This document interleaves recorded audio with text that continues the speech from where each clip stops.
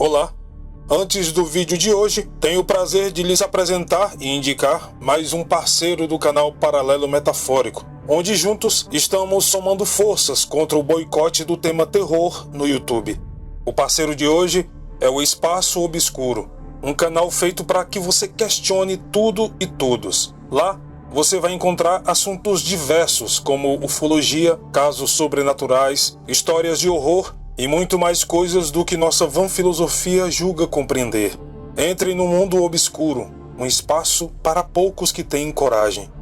Canal Espaço Obscuro. Vão lá, se inscrevam, fortaleçam a nossa rede de criadores de conteúdo e tenho certeza que não vão se arrepender. O roteiro de hoje foi produzido por ele. Agora, vamos ao vídeo de hoje.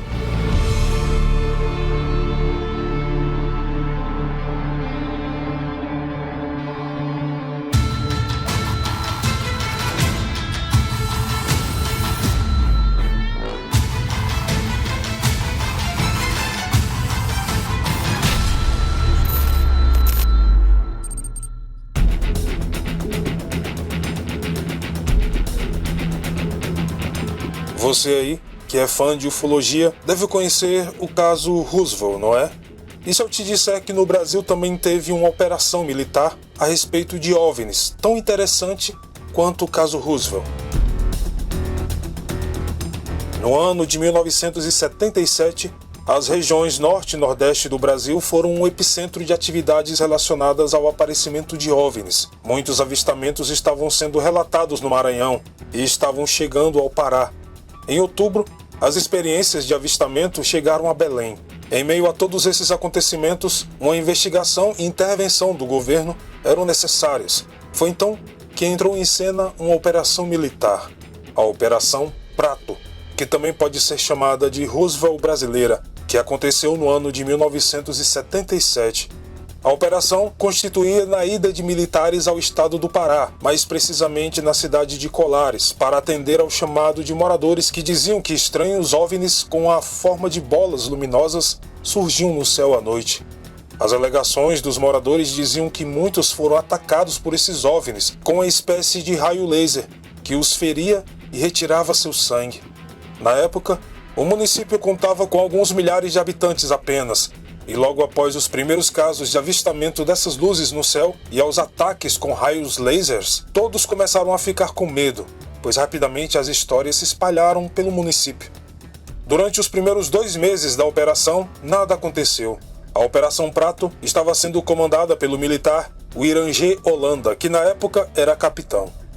Pouco tempo se passou até que os fenômenos começassem a se tornar mais frequentes, e a partir daí, os próprios militares começaram a presenciar diversas aparições.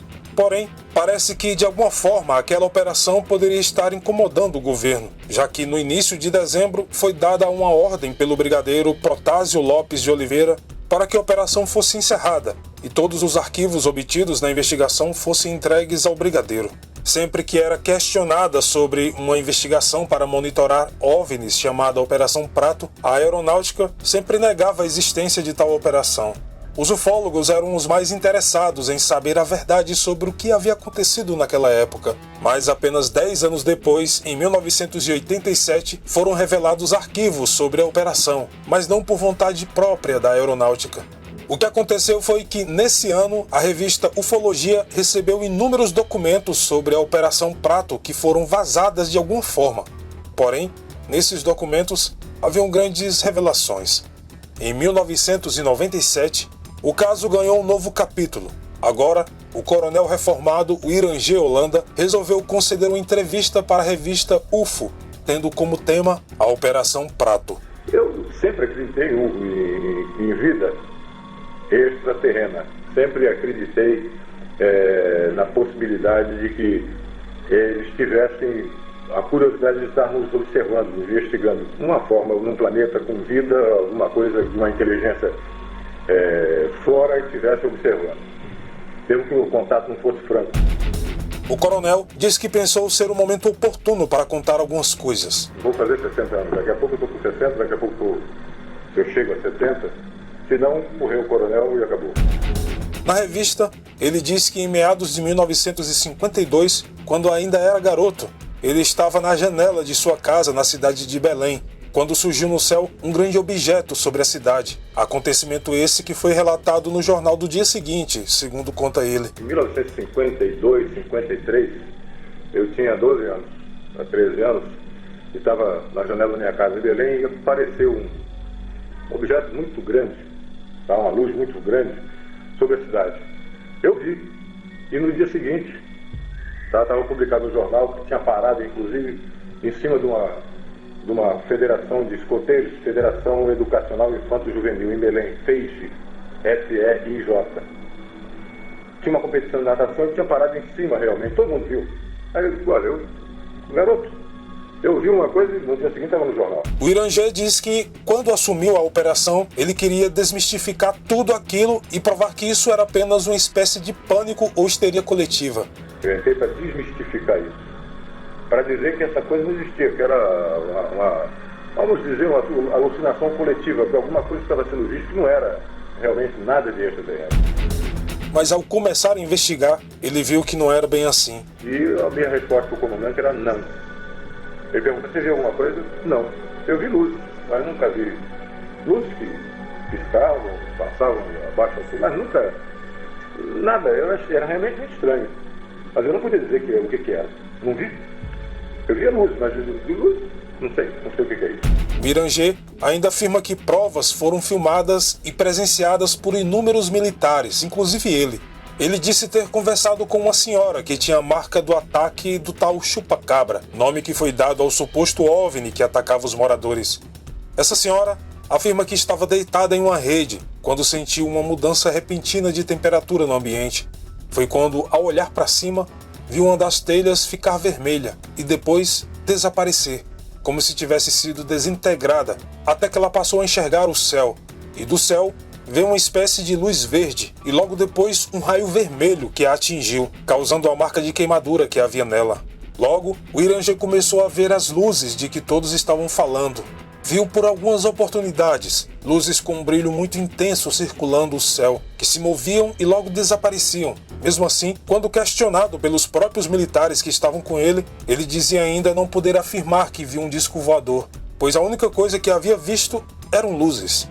Ele ainda não havia conseguido ver nenhuma forma que estaria por trás daquelas luzes. A primeira senhora que eu entrevistei em Colares, eu tinha saído de helicóptero de Belém para Colares. Pousamos em Ibituba para colher uns dados, fica perto de Colares. E decolamos com o helicóptero para Colares. Chegamos em Colares e eu fui ouvir uma senhora que tinha sido queimada por esse tal do chupa-chupa que falava. Eu vi, realmente, ela me fez a exposição do seio esquerdo, tinha marca, como eu descrevi, marca castanha, como se fosse uma queimadura, e 2 pontos, tá? De perfuração, às vezes era 1 ponto, tá? Quando nós estávamos conversando com ela, ela me descreveu que estava sentada numa rede, fazendo uma criança dormir, tá? E de repente o ambiente começou a mudar de temperatura. Começou a ficar uma temperatura estranha. Ela achou esquisito aquilo, mas nunca ia imaginar o que queria ocorrer a seguir. Ela, deitada na rede, viu que a telha começou a ficar avermelhada, como se você tivesse pegado um charuto numa folha de papel. Ela foi ficando avermelhada, depois ficou vendo o céu. A telha desapareceu. Ficou como se fosse um vidro. Ela via o céu, tá? Ela via do outro lado, ela estava vendo as estrelas, tá? Aí eu fiquei mais preocupado ainda, fiquei mais curioso ainda. E esse povo parecia ser sincero, tá? E desse buraco que ela falou, que apareceu, veio uma luz verde primeiro, que ela ficou meia dormente, e logo em seguida um raio vermelho. Uma luz vermelha, um raio vermelho. E atinge o seio dela. O seio dela, seio esquerdo. Sempre do lado esquerdo. A maioria das vezes do lado esquerdo. Na hora que nós estávamos falando, que ela estava explicando isso, uma menina disse, olha, está passando aqui em cima. Quando eu saí da casa, eu estava conversando com essa senhora. Quando eu saí da casa, eu realmente vi passar num buraco da luz, que a moça estava contando, passou uma luz com velocidade razoável, não era muito veloz, e piscava. Piscava sempre, não. Com oscilação de 1 segundo. Isso. Piscando, passou na direção norte. Tá? Eu olhei, pô, pode ser até um satélite. Pô, satélite até às 8h30 da noite, ele ainda tem a iluminação do sol. Satélite artificial nosso, sim. E ele podia, por algum movimento de rotação dele, alguma coisa, ele está emitindo aquela luz piscante. Só que essa luz voltou. Logo em seguida ela voltou, o satélite não volta. Ficou mais estranho ainda. Mas eu não podia dizer que isso era um disco voador. Eu não estava lá para dizer que qualquer coisa que aparecesse era um disco voador. Eu estava a tirar limpo essa história. E essa era a minha missão. Até que certa vez, ele e outros militares estavam encerrando um turno de observações no qual até avistaram 2 vezes luzes que passaram em grande altitude e em enorme velocidade. Depois que já haviam guardado os equipamentos, um deles chamou a atenção dos outros para olharem para o alto. Foi então que o capitão Irangê não pôde mais negar. Ao olhar para cima, ele viu um grande disco preto que estava a cerca de 150 metros de altitude. No centro do disco havia uma forte luz amarelada. Logo, essa luz se intensificou a ponto de iluminar o chão onde estavam. Todos naquele momento ficaram atônitos com aquilo. Apareceu uma luz, tá?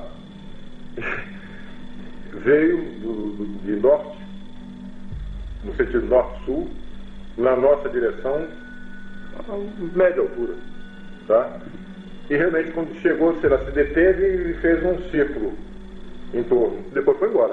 Outro avistamento foi quando o coronel estava em um barco com a equipe. Ele avistou, vindo de sua esquerda, uma luz absurdamente forte de cor amarela e que cada vez chegava mais perto. Ao se aproximar mais, a luz se apagou. Foi então que ele e os outros agentes que o acompanhavam conseguiram ver a forma daquele objeto. O Irangê diz que ele tinha um formato parecido com uma bola de futebol americano e com um grande tamanho, cerca de 100 metros de comprimento. E por toda a sua extensão haviam espécies de janelas. O objeto passou lentamente por cima dos agentes e foi embora. O coronel diz que esse OVNI emitia um som parecido com o de um ar-condicionado, um som oscilante. Horas mais tarde, já no início da madrugada, outra luz surgiu e vinha em direção à margem do rio onde eles estavam. Essa luz foi para a mata e depois voltou. Foi quando parou em frente aos militares. Era uma luz azul muito intensa que ficou parada por alguns minutos. De repente, essa luz se apagou e eles puderam ver o objeto que estava emitindo tal luz. Era o mesmo objeto que eles haviam visto horas antes, porém dessa vez ele estava em uma posição vertical. Depois de algum tempo que nós estivemos lá, vamos dizer depois de um mês, as coisas eram em cima da equipe. Eles já estavam em cima da gente, eles sabiam o que a gente estava fazendo. Você podia se deslocar, você estava aqui e ia para outro lugar. É lá que eles iam. Como se eles tivessem conhecimento da nossa movimentação, sabiam com segurança onde nós estávamos. E o que estavam fazendo. E o que estavam fazendo. Por exemplo, esse caso que eu te falei da Baía do Sol. Nessa época, o pessoal já está terminando a aula e aí fica muita gente na praia, né, à noite. O pessoal, a rapaziada, a juventude namorando. E, vamos dizer, tem umas 100 mil pessoas ali na orla, no fim de semana. Pô, eles não apareceram em cima da gente, lá na Baía do Sol. Essa curva que fez em cima foi num lugar tudo escuro, não tinha mais ninguém, só estava a nossa equipe lá. A coisa aí fez a curva em cima da gente. E os caras gozaram, e agora? Agora esse foi o primeiro grande acontecimento envolvendo o senhor? Foi o primeiro grande, não digo grande, mas significativo. Ele estava parado em cima de onde nós estávamos. Sem luzes? Não, tinha uma luz. Tinha uma luz no meio, tá? Amarela para âmbar, tá? E fazia um barulho assim de ar-condicionado. E alguma vez assim, aparecia esse barulho de bicicleta, aquela catraca de bicicleta. Fazia um barulho assim como se fosse uma catraca de bicicleta, como se você pedala ao contrário. Tá? Aquele troço parado com aquela luz no meio. Uma coisa muito grande. Eu acredito que uns 30 metros de diâmetro. Tá? Aquele troço parado em cima da gente. Nós ficamos olhando e ele começou, logo em seguida começou a emitir uma luz amarela muito forte. Clareava o chão. Muito forte. Ele repetiu isso a intervalo curto, umas 5 vezes. Qual foi a reação do pessoal da CNI? Não, de todo mundo, não foi só da CNI, não. Olha, foi tão inusitado, eu nunca tinha visto isso, já estava quase 2 vezes nessa história, e nunca tinha aparecido dessa forma para a gente. Tá? Que olha, não deu ideia de abrir o carro, montar a máquina, que não dava tempo. A máquina estava desmontada e guardada nas caixas do carro. Nós ficamos olhando, assustados. Essa coisa iluminava aquele luz amarela forte, apagava, iluminava de novo, fez isso 5 vezes. Latejando. Isso. No intervalo de uns assim, 2 segundos, quando apagava, 2 segundos depois, ou 3 segundos, começava de novo. Ele estava dando uma demonstração para vocês. Era uma luz progressiva. Ele não fazia clareava, como um flash. Ela ia crescendo. Depois voltava do mesmo jeito. Era Sentindo que alguma coisa que tinha a ver com vocês ali. Isso, em cima da gente. Ele está parado em cima da gente. O lugar nós estamos escuro, ninguém sabia que ele estava lá. Algum tempo depois, a operação foi encerrada por motivos ainda desconhecidos, mas o coronel Irangê se tornou um admirador e estudioso de ufologia, devido exatamente a esses fatos que ele presenciou durante a Operação Prato. Se eu fosse o comandante, se eu tivesse mando, eu continuaria. Eu obedecia. Eu obedeci mandar parar. Como é que foi essa ordem? Chegou e olha, chega, mandou parar. Cancelada a operação. Tá bom, satisfeito, cancelada a operação. Você bateu continência, acabou, tá certo? Tá bom. Para a aeronave, para mim continuou. Após o fim da operação, houve a situação mais apavorante que o coronel diz ter passado. Muitos desacreditam e o julgam como louco por contar tal história, mas cabe a cada um de nós decidir o que acha. A história é a seguinte: Nunca falei isso para ninguém que autorizasse publicar. Tá? Estou te falando agora. Já estou com 60, daqui a pouco estou com 70. Se chegar lá, se não desaparecer antes. Tá? Eu estava... Ela já estava dormindo, eu estava deitado. E estava fazendo uma espécie de desligamento. Fazendo uma mentalização. Pô, estava fora. Estava bem desligadão. E era em torno de meia-noite, mais ou menos. Eu estava deitado, minha mulher do meu lado, na cama, e eu estava deitado de lado. Estava deitado assim de lado. De repente, no meu quarto, um clarão muito forte, e um estalido, como se você tivesse ocorrido alguma coisa assim naquela caixa que tem os disjuntores, tá? Como se tivesse tido algum problema ali, aquele estalido muito grande, muito forte. E ao mesmo momento em que iluminou o quarto todo. Eu me assustei, você viu, um troço esquisito. E imediatamente após isso, tinha um ser atrás de mim, me abraçando. Até numa situação meio esquisita. O cara me abraçando por trás, eu não gostei muito da história, não. Tá? E tinha um outro na minha cabeceira. Tinha 1,5 metro mais ou menos, tipo, vestido com uma roupa parecida com essa roupa de astronauta, uma roupa de mergulho, Volante, neoprene. então era meio fofo. Não é colado assim, não. Era um troço que, por exemplo, uma pessoa mais parece gorda dentro daquela roupa. Tá? O rosto não vi, mas era cinza chumbo. Tá? Tinha uma máscara como se fosse de mergulho, mas o rosto não dá para te detalhar. Não vi olho, forma de olho. E eu estava muito assustado. E aquele bicho atrás me abraçando. Me abraçou, me apertou e falou no meu ouvido em português. Com um som de... Hoje a gente ouve até nessas... Parece computador. Voz de computador, aquela voz assim, Metalizada. Metalizada, uma voz assim. Falando no meu ouvido, calma, não vamos te fazer nenhum mal. E sua mulher nessa história? Continua